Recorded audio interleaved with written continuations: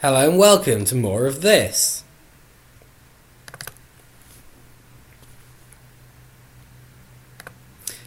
In defence of fair trade goods, people in the developing world are often paid unfair prices for growing crops such as coffee.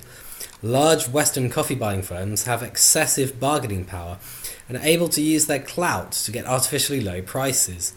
Growers are often shafted by the middleman too. The trade is often controlled locally by gangs. People are working extremely hard to grow the crops, and yet they receive a tiny fraction of the price of, say, a cup of coffee in a cafe. Commodity prices are at the whim of global markets and experience spikes and troughs. Local growers often can't cope with these wild swings in demand. This volatility is compounded by, and in large part due to, speculative investment of hedge funds and others playing the markets in Wall Street and other global financial centres. Fair trade goods ensure that a decent price is received by the growers, including a premium for community development, such as setting up safe drinking water supplies or building village schools. Fair trade is a form of solidarity. It's saying we're not just going to get the cheapest prices we can from the poor, just because that's what the market says we can get away with paying.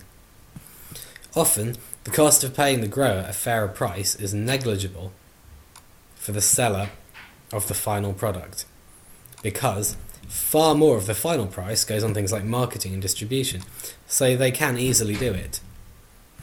Some economists say fair trade is misguided and that the market knows best.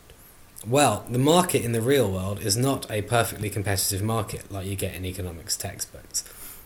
The corporations have a great deal of monopoly or oligopoly power, and local gangs often muscle in on the wealth generated by growing or producing goods. Fair trade is an important corrective to this.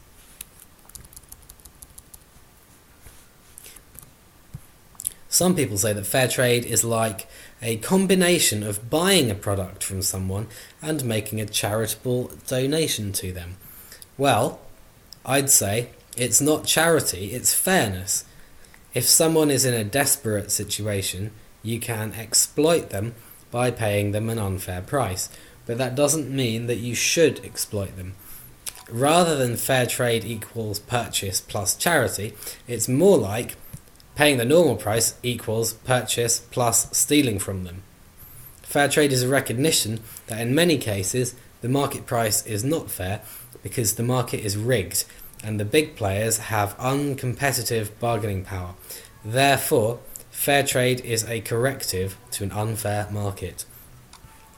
The part of the premium that goes into community development means that you're also trading with people on a community level rather than as isolated individuals. This is part of helping to build a solidarity economy and a world in which communities are empowered.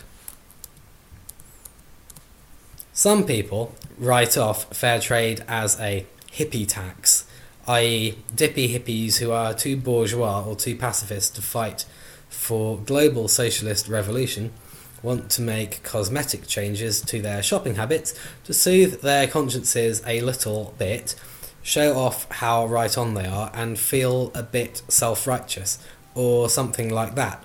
Well, you can go on selling your socialist worker, but there's no sign of revolution anytime soon. Fair trade is something we can do in the here and now that makes life genuinely better for the growers involved. It's definitely a step in the right direction. I think fair trade should be a model for how more and more companies can do business. Start your own business and make it fair trade. That takes us one step further from capitalism and closer to transforming it into a world based on solidarity rather than cutthroat competition.